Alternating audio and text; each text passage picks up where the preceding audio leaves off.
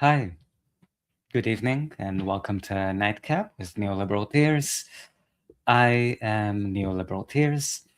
And yesterday, I talked a little bit about congressional candidate Shama Sawant running for election as an independent in Washington State.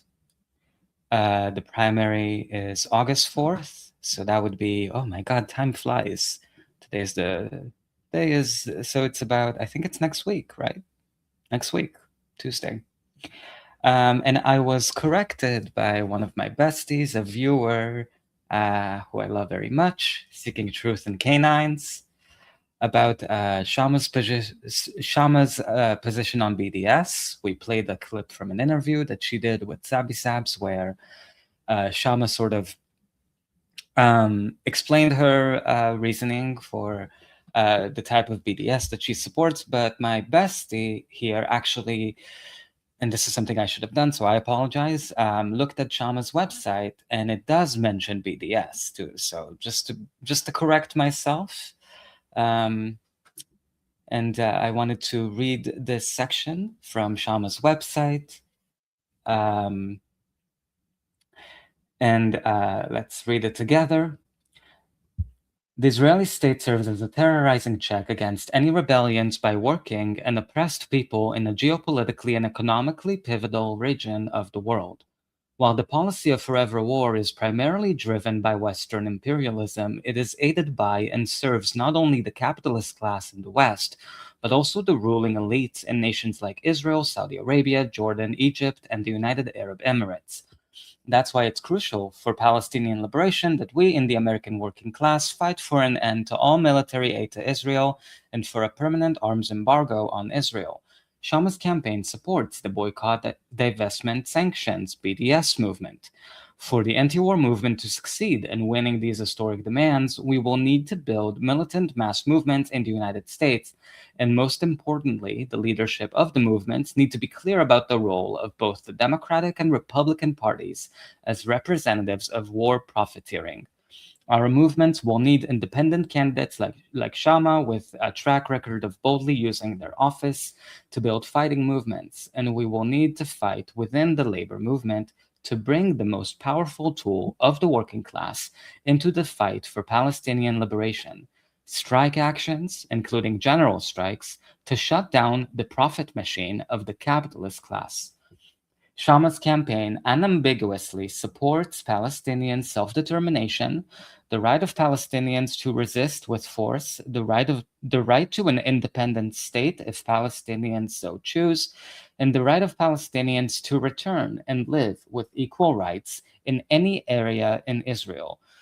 We think that the existing Israeli state, its apartheid system, and Israeli capitalism must be smashed. We extend our full solidarity with those in the region who are trying to build united movements of working people, including Palestinians, Israelis, and others who are fighting to stop the genocide and occupation and to overthrow the Israeli ruling class. We support their fight for a different kind of society in Israel and Palestine, a socialist society with full and equal rights for all working and oppressed people. So, so I'm correcting myself. Shama does support BDS. Um, yeah, I mean, I won't say anything more because, I feel like I shared everything I had to say about that. Just the idea. I mean, she's still sort of, here I am saying more. Um, no, I'm not going to say more. She supports BDS. Um, so I wanted to play something else. So my hope or my idea was to sort of do these streams every night. Every night, let's see if I make it at 9:30 Eastern to sort of recap or nightcap whatever's on the news or whatever is on my mind. And I noticed this, and I wanted to use my stream or whatever this is to talk a little bit about Ayşenur Ag, who was an activist from Washington State and would have turned 28 yesterday. She was killed by Israel on September 6, 2024, while peacefully protesting against illegal Israeli settlements near the city of Beita in the occupied West Bank, Palestine. We remember Ayşenur today and always in the struggle for Palestinian liberation.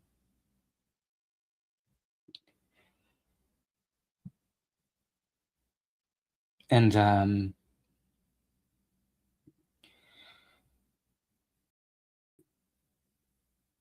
sorry. And Shama Sawant actually did an interview talking about Ayşenur because Ayşenur is from Washington State. She joined a few protests with Workers' Strike Back, I believe, and Shama knew her personally. So she said a few words following Ayşenur's death by the Israeli offensive forces. And there hasn't been any accountability. There hasn't been any independent investigation into her death. This happened in 2024. So at the time, the Biden State Department promised, gave all sorts of lip service about how hard they were working tirelessly to figure out who killed Ayşenur, why they killed Ayşenur. Biden at first lied and said that it was an error. He gave cover to the Zionist military. And her family is still looking for justice. That, of course, hasn't come from the Trump administration or the Biden administration. So here's Shama recounting her experience with Ayşenur. And also angry because it's very clear that this, unfortunately, Ayşenur Eski Agi, or as she went by to everybody who knew her, Eski, was intentionally murdered by the Israeli military with a shot to the head. Last night, Workers' Strike Back had a meeting in Seattle in memory of Esgi and also to continue building the anti-war movement against the genocidal war by the Israeli state against the Palestinians. And one of our key speakers last night was Rizwan Samad, who is a Washington-based activist for Abandon Harris. As many of your viewers know, during the DNC protests, Abandon Biden has relaunched itself as Abandon Harris because they're very clear, as we all should be, that there is not an iota of difference between the genocidal policies of the Biden administration and what Harris has on offer as the Democratic nominee for president. And Rizwan was talking about how his family has known Ayşenur, or Eski, as we knew her for a long time. His daughter was a close friend of Eski's, and his family knew her as almost like a family friend, as almost like a child of the family. So it has hit them really hard. They are in mourning, and his speech last night brought tears to the eyes of everyone who was in that hall, including me.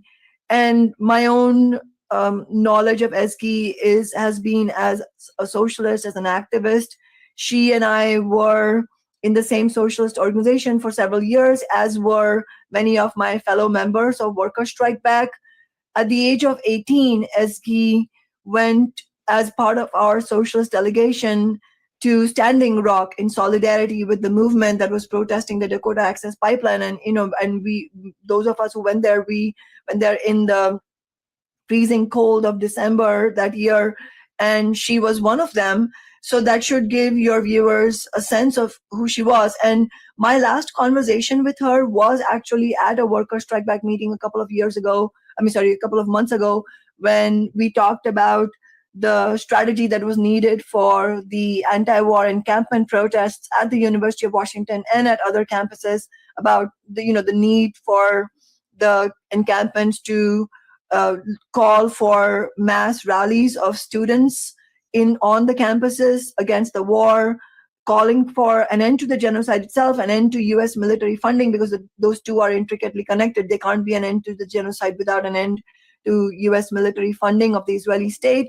And also, we also talked about the need to break from both, at the time, Biden and Trump, and both the Democrats and Republicans, because both are warmongering parties, and at this moment, they're both purveyors of genocide. So this is an extremely tragic and gut-wrenching loss. Our deepest condolences go to Ezgi's family. It is a huge wrench for everybody who knew her and for our movement. And I would also say that, and as Ezgi herself would have said, the media attention her killing has received, as opposed to the 200,000 Palestinian deaths, is because she's an American citizen. And the best way we can honor her memory is by organizing to end the genocide, because what stands out is that even this brutal murder of an American citizen has not slowed the advance of the brutal, bloody policies of the Biden-Harris administration 1 inch. Yes, and I should say we're recording this the morning of the presidential debate. My strong suspicion is her name will not be mentioned or asked about. Could be wrong, but that's my strong suspicion, that neither candidate will be asked about the American who was shot in the head by Israel, and who Israel is now saying it was an accident, just like they lied about the American reporter who it ended up that they killed a year or two ago. I want to, before we get to a truly deplorable State Department comment on this, I just want to frame this the right way. She was 26. She had just gone over there to help protect Palestinians who are under siege from the illegal settlements in the West Bank. And there were demonstrations against the expansion of these settlements. And in response, this was in the West Bank on Friday, just south of Nablus. And Israeli forces fired live ammunition, stun grenades, and tear gas in response to protests against their illegal expansion. So that's where she was. She wasn't doing anything wrong. These demonstrators, by all accounts, were not doing anything wrong. And they posed no threat to the Israeli army, just like the people who flooded a food aid truck months ago. They posed no threat and were shot at. Starving Palestinians were shot at. About 100 people were shot at, posed no threat. And we have gotten essentially the equivalent of thoughts and prayers, which is what we hear in response to mass shootings from politicians. That's what we're hearing from the State Department and the Biden administration, not actual force. But I just want to show you this because a reporter asked a State Department spokesperson why the double standard. Because when Americans have been killed abroad elsewhere, the president, the State Department comes out forcefully. In this case, not so much. Let me show you this. And the killing of a American citizen. Could you tell us a bit more after the statement was put out on Friday? Is there any more you can tell us about this incident and what you've been able to find out about? So I don't have any additional information for you, Simon. We, as we said on Friday, we are aware of the very tragic death of an American citizen, Ayşenur, as IG, in the West Bank, and we offer our deepest condolences to her family and her loved ones. We have urged a swift, thorough, and transparent investigation, and are urgently working to get more information as possible as it relates to the circumstances of her death. We have no higher priority than the safety and security. This was 2 years ago when they said they're urgently committing to an investigation, independent investigation. So urgent that 2 years fucking later, there's still nothing. To me, it's really clear that there's a huge cover-up here and collaboration between both genocidal governments. There's no ambiguity about what happened. She was peacefully protesting, standing in the crowd, doing nothing, threatening nobody, and shot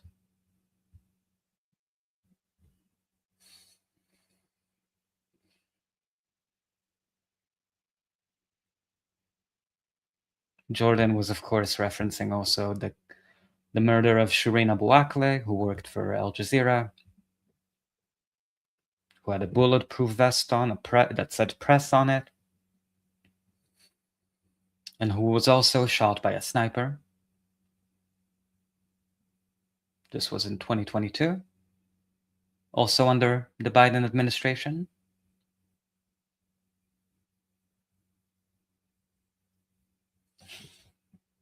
Her killer was never brought to justice. Her family never received justice. Of American citizens, especially those that are abroad. Our understanding is that our partners in Israel are looking into the circumstances of what happened, and we expect them to make their findings public, and expect that whatever those findings are, expect them to be thorough and transparent. But I don't have any additional information around the circumstances beyond that, Simon. You said you're urgently working to get more information. What does that involve?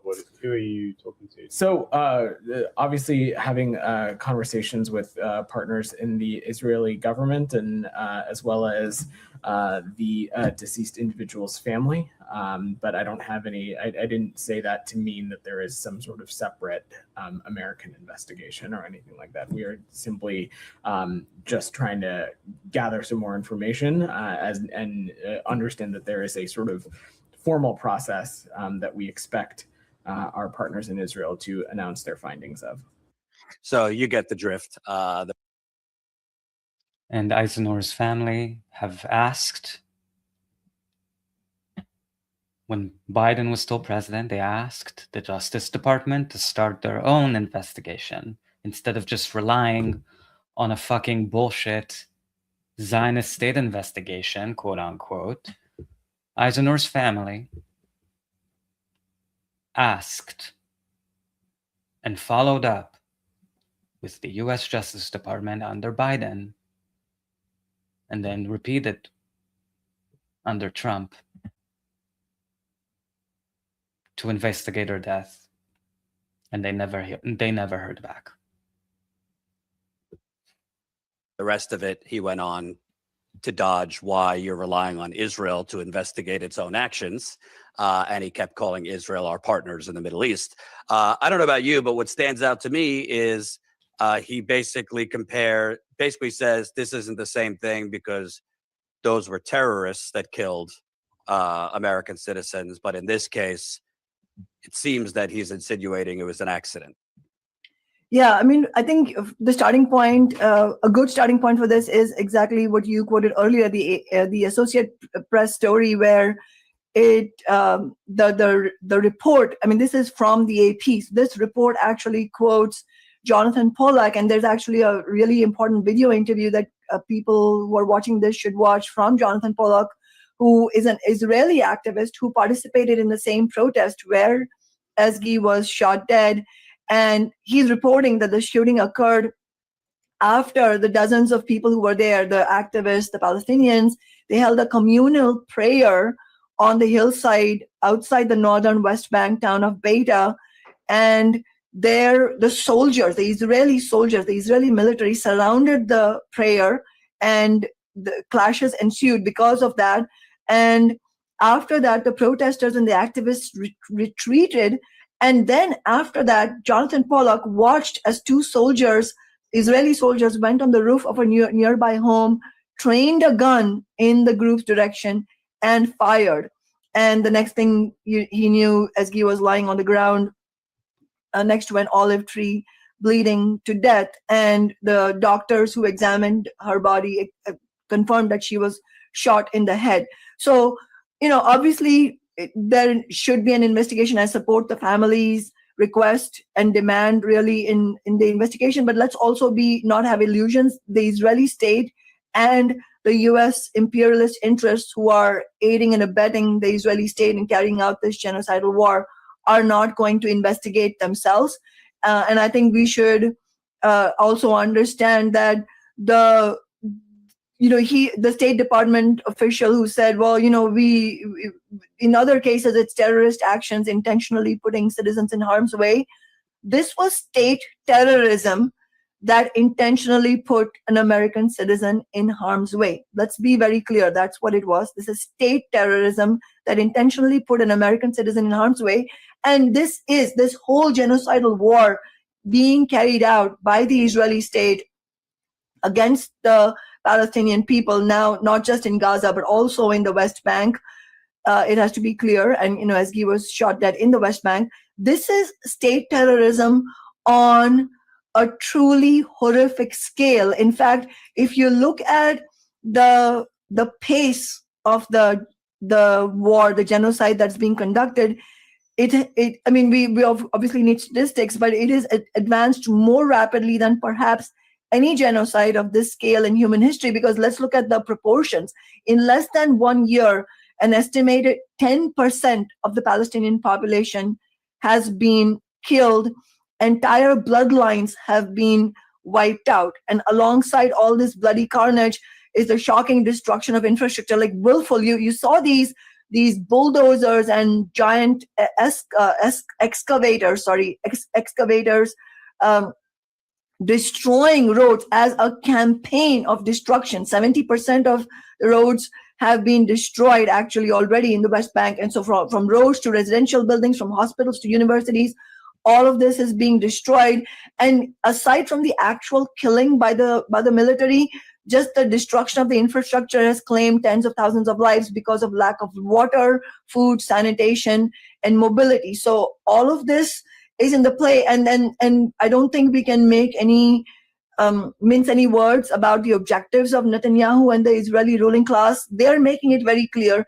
This is about flattening Gaza and the West Bank on such a scale that it makes it unlivable for the Palestinians who survived the genocide. Some have even speculated that it is an attempt by the Israeli ruling class at a final solution of their genocidal ethnic cleansing project. And certainly the Israeli ruling class have done or said nothing to prove otherwise. But the crux of all of this here, and this goes to the State Department's statement and why there's a double standard. The reporter was asking him, why is there a double standard, or is there a double standard? Obviously, there absolutely is a double standard. But the only way to understand that is to understand that the interests of U.S. capitalism and imperialism are bound up with the Israeli state. In fact, the creation of the Israeli state itself decades ago was a product of Western imperialism as a whole, both British and U.S. imperialism and imperialist interests, Western imperialist interests, which are again linked with the interests of Western capitalism. That is the genesis of this whole crisis and conflict and carnage that is happening in that region. And that also explains why there is no end right now, unless we build the anti-war movement to a monumental scale to stop them. There's no end to the supply of arms from the US state to the Israeli state, and both the Democrats and Republicans are in collusion in this, and there's not going to be any change if Harris becomes president, as the Democratic nominee of the in this presidential election. That's what's going on. And at the end of the day, it is the interests of US capitalism and imperialism that are being upheld. And in order to do that, they have, for decades, they've had to conduct this sort of divide and conquer policy and also foster many, many extreme right-wing ideologies. I mean, this is all part and parcel of capitalism and imperialism. And that is the only way to understand why this is happening and why when an American citizen gets killed by the Israeli state, that is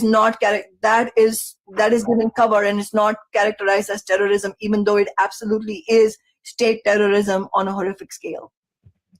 And I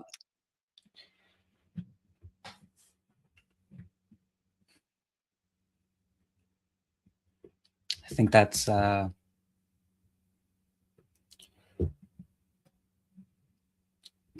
I think that's right. So I'll put a link to the full interview with Shama on Status Quo. If you want to check it out and support that channel, I'll put the link in the description. I also wanted to play a clip of Ayşenur's family talking to Democracy Now! About their experience, meeting with the State Department, trying to get answers. I can't stress enough how horrifying it is for a family to not just lose such a light, such a beautiful person who cared about people, who cared about the environment, who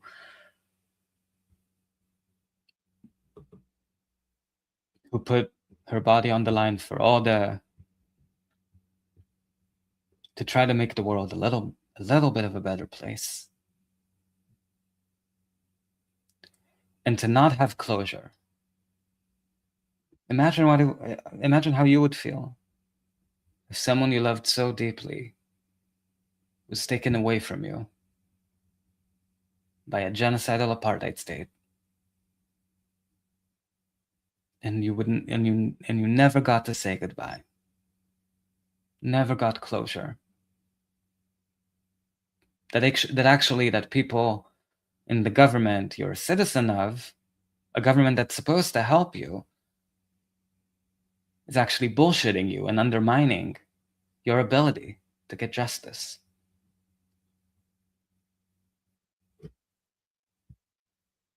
She would have been 28 yesterday. I don't know if I believe that there's a higher power or whatever, but if energies are a real thing or whatnot, but if you can think at least of Ayşenur and who she deserved to become, who she was, and think about her family and pray for her family, pray for them to get justice, that would be much appreciated. I will do the same. The Biden administration is coming under criticism this week for failing to independently investigate the killing of Ayşenur Ezgi Aygi, the 26-year-old American activist shot to death by Israeli forces in the occupied West Bank in September.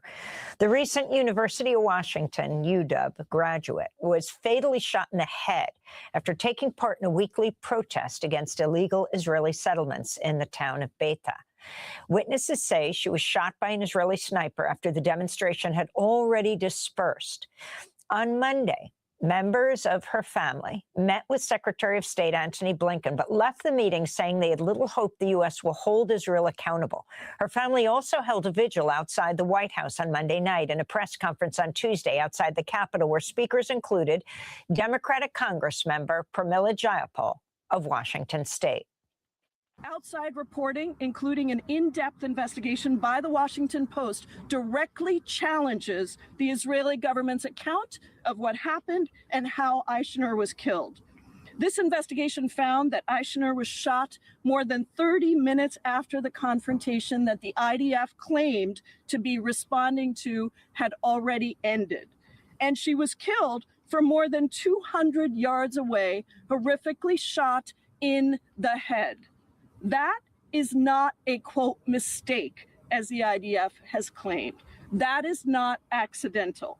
I am absolutely appalled with the lack of movement on this case, the lack of attention from the State Department, the U.S. State Department, for the well-being and the safety of our own U.S. citizens. Nothing that I have heard from the State Department gives me any assurance at all that the killing of a United States citizen by the IDF is being treated with the urgency that it deserves. And this is all particularly galling when the U.S. continues to provide unfettered aid to Israel, bullets, bombs, weapons, violating our own domestic Lehi laws and international humanitarian law. That was Democratic Congressmember Pramila Jayapal of Washington State, represents Seattle, where Ayşenur also grew up and went to college. Pramila Jayapal was speaking Tuesday at a news conference calling for a U.S. probe into Ayşenur Ezgi Aygi's death, shot dead by Israeli forces in the occupied West Bank. We're joined now by Ayşenur's sister, Ozden Bennett, and her husband, Hamid Ali. We thank you so much both for joining us, and our deepest condolences on the death of your wife and your sister. Ozden, if you could start off by talking about your meeting with Blinken. If both of you weigh in, why did he agree to meet with you? Your sister is an American citizen, and what he promised. My sister's killing happened over 3 months ago, so we waited a long time to meet with Secretary Blinken. And unfortunately, we didn't get a lot out of that meeting on Monday with him. He stuck to a lot of his talking points, which was that they will review the rules of engagement and conduct within the Israeli military because of their escalations and actions, and essentially kept deferring to the Israeli investigation. Anytime that we countered the comments that he was making, he would just circle back and repeat the same things. And Hamid, let me ask you, has President Biden called you on the death of your wife, or Ozden, on the death of your sister? No, President Biden has not reached out to us directly. Yeah, I wanted to ask State Department spokesperson Matt Miller said Monday that Blinken told you that, quote, that Israel has told us in recent days they're finalizing their investigation into the matter. Have you received any communication from the... Just to pause for a little bit to say hi to Kime in the chat. Hi, good to see you. Hope your evening is going well. Salutations indeed. And yes, so I'm playing a clip from Democracy Now! About Ayşenur Ezgi's death. Like you said, she was the Turkish American killed during the Biden administration. And I'm circling back to it because yesterday would have been Ayşenur's 28th birthday. And it's been on my mind since I saw that yesterday. So saw that yesterday late at night. So I wanted to talk about it. And, there still hasn't been an investigation by anybody. Her family has begged the State Department, the Justice Department, the government to open their own investigation, try to have some accountability, some closure, some justice. Nothing. And it's, it's depressing, it's sad, but I think it's important to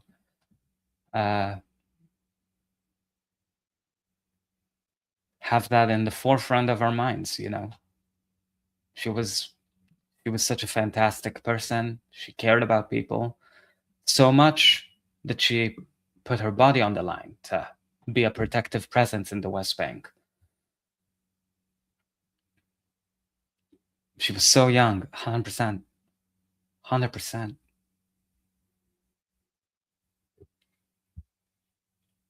Yeah, I agree. I don't believe in hell, but if there is one, there is a special place in hell for Joe Biden. It should be like hell. Look at me trying to make jokes to cope with the pain. It should be like a hell VIP, not VIP section. VIP sounds like he'll get pampered. I mean like another level of hell. Because Biden, just to play this clip,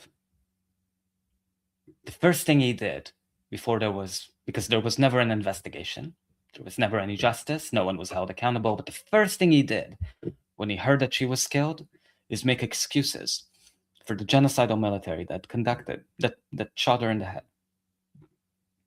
I want to play I'm gonna play what he said at the time. Fucking piece of shit. It's unbelievable that he's alive and Ayşenur isn't with us.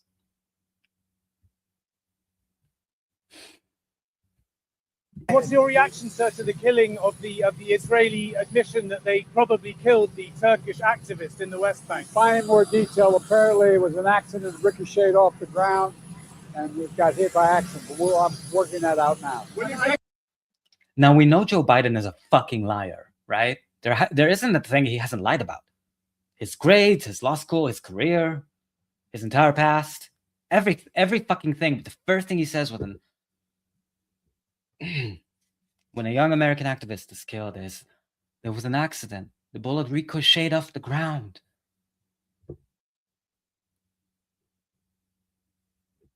Fucking piece of shit. Fucking piece of shit. Ugh, burn in hell. Totally agree.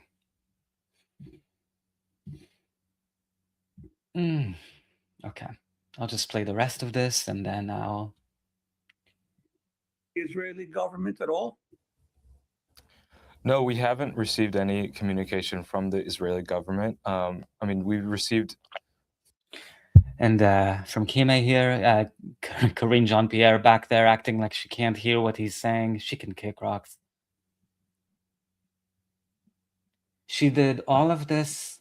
Imagine how much shit she covered for Joe Biden for. And all for what? For what? So she can enjoy hell with him? They'll be together in the afterlife, burning. It's funny that you said, I don't know if I believe in hell. I also said something to the effect of, I don't know if I believe in energy, justice, prayer, whatever. But if you can, send a prayer, to Ayşenur's family. And think about her, think about them, think about what they're going through and the justice they are being denied. I think they would appreciate it. I'm doing the same. 3 pictures with some captions from the U.S. Embassy in Jerusalem from the Israeli government via the embassy in Jerusalem, but that's about it. There's been no other communication. And when we asked Blinken for what communication or documents or anything they've received from Israel themselves, the answer was nothing at this time. And this was 3 months after the killing. Blinken couldn't fucking find the time between jettisoning from one petro state to another, doing photo ops, couldn't find the time to meet with the family of a young woman who was murdered by a government that he covers for, 2 governments that he covers for. Bullshitting them, telling them he still hasn't had communications with the Israeli military. Yeah, very urgently. It's unbelievable to me. I mean, it's believable, but in the worst way possible. And this happened also with Shireen Abu Akleh, but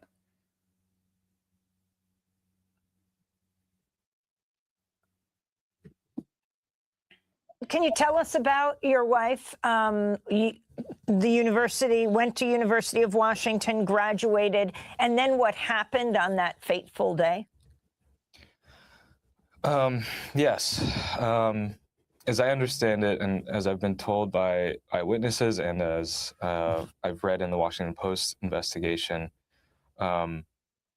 she attended a weekly demonstration in Beita against an illegal Israeli settlement. She was there as an international observer. She was not part of the protests in the same way that she was not participating necessarily. She was there to document as a protective presence and to bear witness, really. of their right to protest against that illegal settlement. She was standing under an olive tree. She had just helped an older woman who was also there as an international observer who had just sprained her ankle. And the last conversation that they had was that they felt safe in that position underneath that olive tree. And then that's when she was shot. And Austin, could you tell us, your sister was drawn to advocating for human rights around the world. Could you talk about her growing up and her decision to get involved in these kinds of activities? Mm-hmm.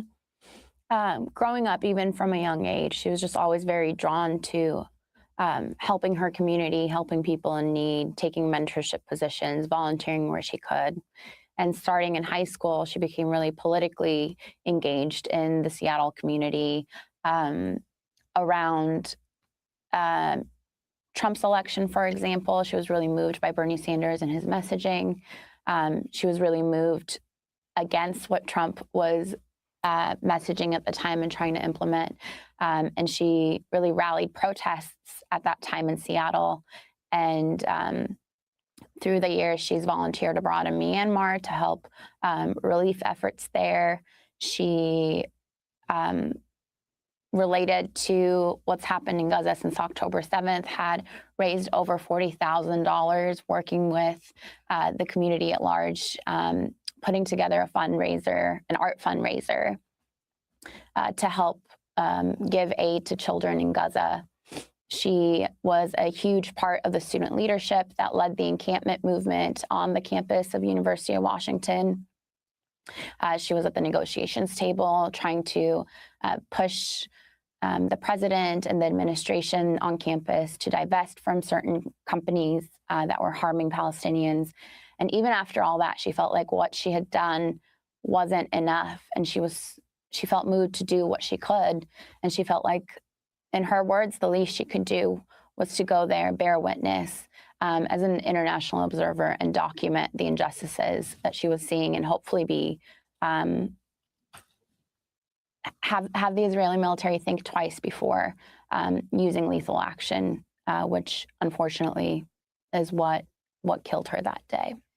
Hamid Ali, you wrote an op-ed in the Hill newspaper in Washington that was headlined, "Why isn't Israel being held accountable for killing my wife and other innocents?"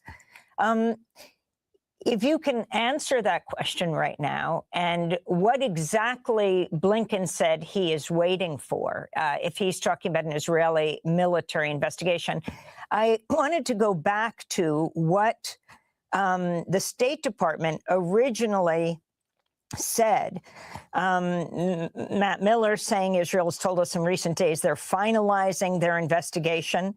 You're meeting with all sorts of Congress members, right? Jim McGovern, Pramila Jayapal, Senators Jeff Merkley, Chris Van Hollen. Chris Van Hollen, who's called for the release of the investigation of the well-known journalist, also American, the Al Jazeera journalist Shireen Abu Akleh, who was killed, May 11th, 2022, by an Israeli sniper as she was covering the Israeli raids into the Jenin refugee camp. What would it look like if the U.S. held Israel accountable for the death of your wife?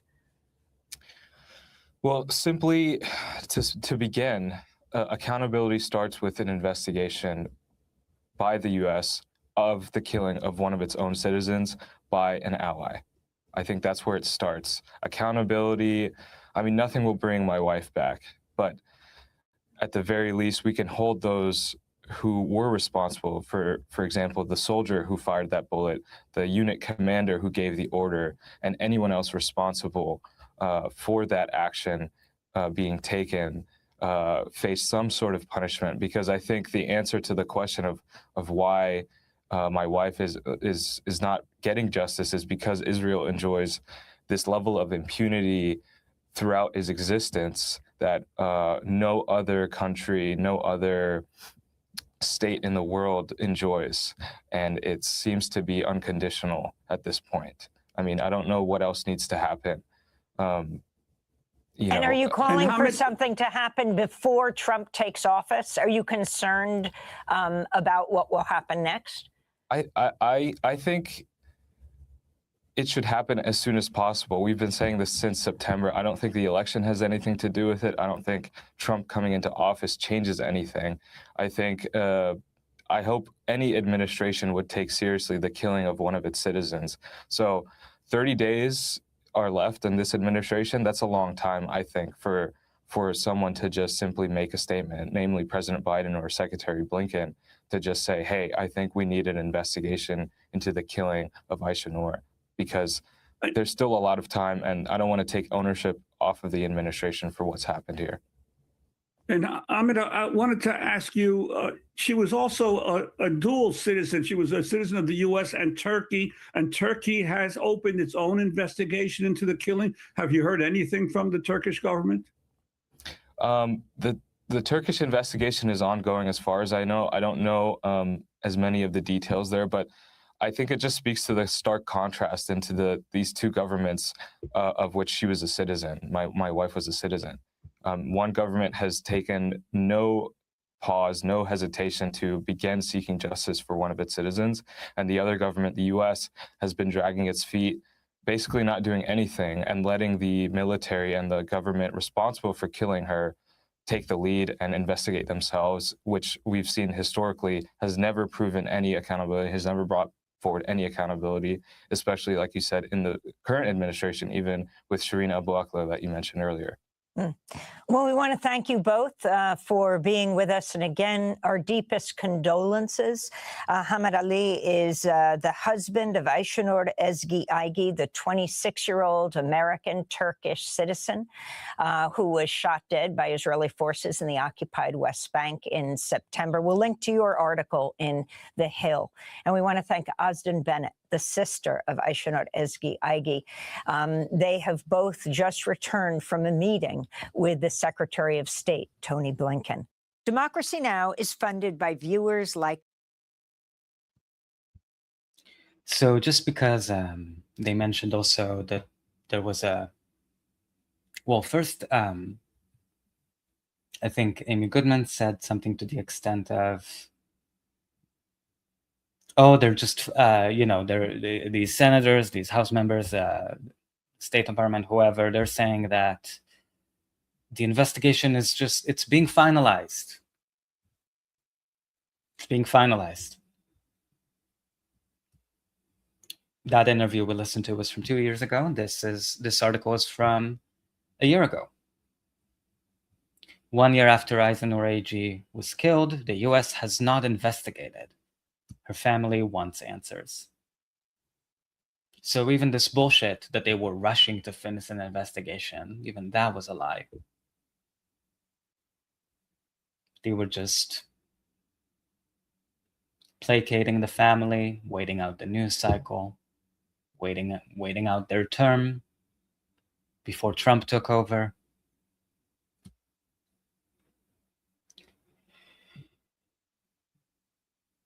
And also Turkey opening its own investigation. It's worth noting that Turkey is a member of NATO. And even though their leader, Erdogan, has said, quote unquote, forceful things on the genocide, very forceful rhetoric,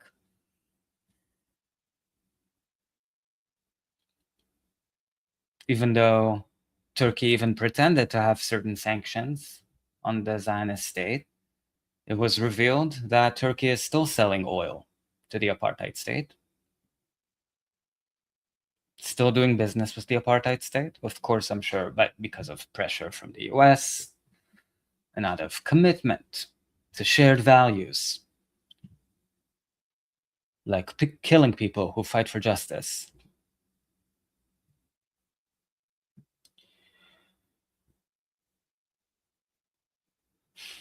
So, anyway, if you can hold Ayşenur and her family in your prayers, praying for a better world that would find justice for Ayşenur and everybody else who deserve to live, who have the right to live.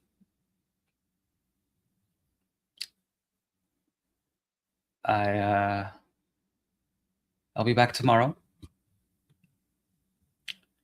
And rest in peace, Ayşenur. Rest in peace. And I'm so sorry that this world failed you.